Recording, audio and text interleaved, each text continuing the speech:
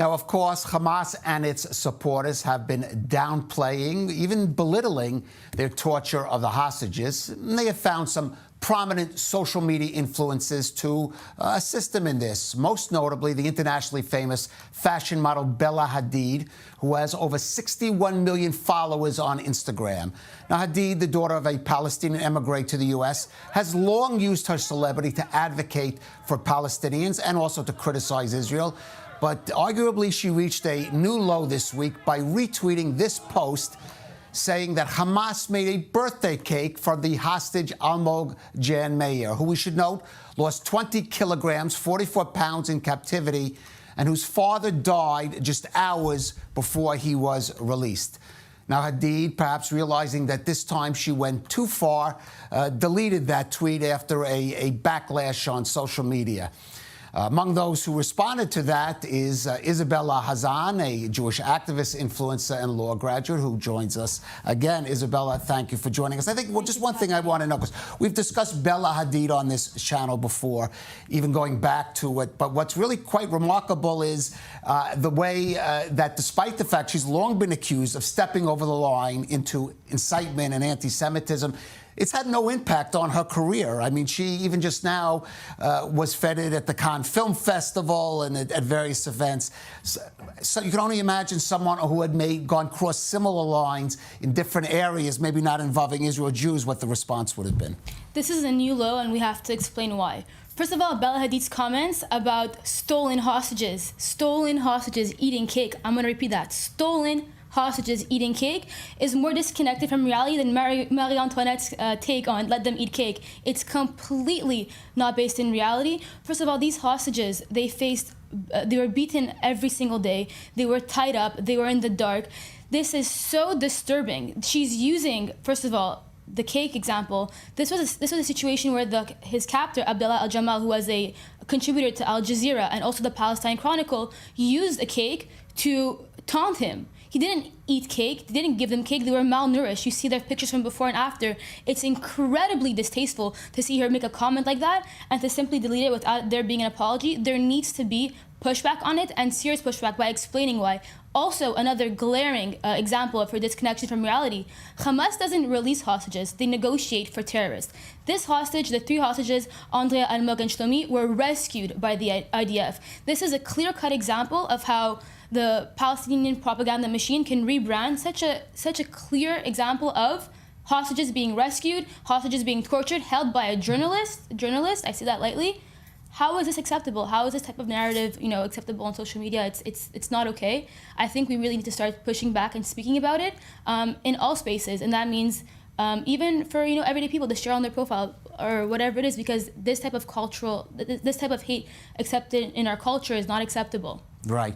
Yaki, you are the former Israeli consul in Los Angeles during, I would say, somewhat brighter days from Israel there in Los Angeles and in the entertainment and show business community. So I want to get your response. I don't know if you ever came across the Hadids, who are quite celebrities, also her sister Gigi in Los Angeles. Yeah, let's start, Calev, by wishing Bella the same cake that the hostages, she wished the hostages. I wish Bella to eat this cake all her life. But beyond that, unfortunately, a lot of young people are taking their information from influencers like Bella Hadid. They don't read the news. They don't know anything about the news. They just see all kinds of TikToks, which, as we know, it's a Chinese social network that is viral against Israel, and all their news is being taken from those kind of people. So we have to confront it.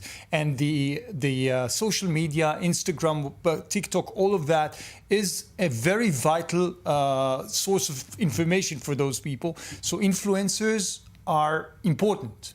And Bella Hadid, by saying that, a lot of young people, they don't know the news. They never heard about Gaza. They don't know where Gaza is. They never heard about hostages. They don't believe about hostages. All they believe is to Bella Hadid. So people have to confront Bella Hadid on a daily basis in all the means that she is using, and people like Isabella are extremely important. Right. This is what we have to So do again, I applaud basis. your efforts, Isabel. Again, we're talking about someone who has 61 million followers on, which dwarfs even any that I can think of. I know Barbara Streisand just now, for example, tweeted something talking about the female hostages, but I can't even think of a comparable celebrity who has stood up for Israel who has that kind of following Gadot, on for example. Instagram. I don't think she reaches even those numbers. So it goes to show that our impact as supporters of Israel and allies needs to be in our message, because we don't have the numbers. Our strength is really in our unity. And another point about Bella and cake, on one hand, Bella is saying there's a famine in Gaza, but on the other hand, there's a cake that could be given out to a hostage, the ingredients to make a cake. Bella Hadid essentially obliterated the libel that there's a famine in Gaza.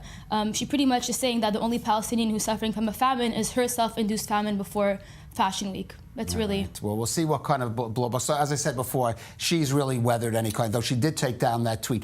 I do want to go to, though, another example where there was a kind of response or a pullback from someone with some consequences. Now, of course, earlier this week, we saw I would describe it as a riot by a pro-Palestinian or anti-Israeli, anti-Semitic demonstrators outside the opening of an exhibit in New York dealing with the Nova Music Festival massacre. We've actually covered that exhibit before.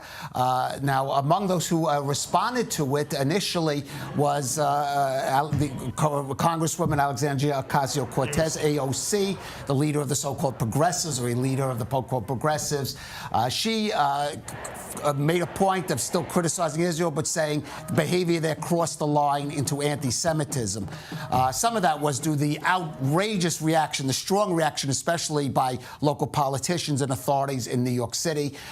Now, after she's being accused of being a stooge of Israel, a stooge of AIPAC, now she's kind of trying to walk that back, recently tweeting the accusation that my disgust at anti-Semitism and bigotry must be because I'm getting paid also reeks of anti-Semitism, especially giving the absolute mounting of evidence of how I fight AIPAC and other lobbies every day. So here you have somebody who is saying I'm fighting anti-Semitism, but then going back and using anti-Semitic tropes to, of course, try to appeal to her base. I think what's most interesting about AOC's tweet was not the tweet, but the response that she got to it. And I think it's part of a greater problem. We saw in 2021, in that short Hamas-Israel conflict, there were activists like Amir Zara saying, stop calling out anti-Semitism, just don't talk about it. And there's been an active effort of people trying to limit people calling out anti-Semitism, to make it essentially non-present in the left-wing movement. But we know that that's absolutely not true, that anti-Zionism is anti-Semitism, both in theory and in practice. So the responses to her tweet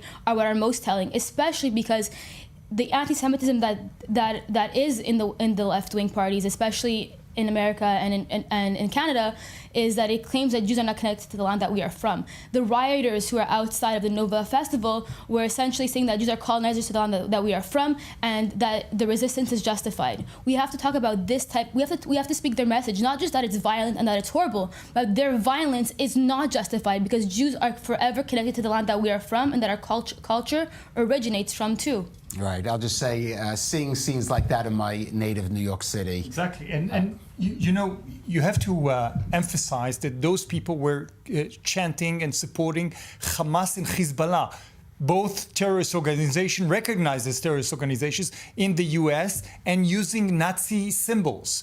But you know, AOC is trying to go, as you said, Calev, correctly, back and forth. But I mean, at the end of the day, she's an anti-Semite. She doesn't only denounce the state of Israel, but she doesn't recognize the right of the state of Israel to exist. And by that, it makes her an anti-Semite. I think people like AOC and others have to be denounced supporting such riots. And I mean, the fact that such things are being allowed in your native town is despicable, because really at the end of the day they are supporting terrorist organization recognized as such by the United States government. All right, Isabella Zahn, keep fighting the good fight. Absolutely, we need more like you. The younger generation certainly has to speak up. Thank you for joining us on I-24 News.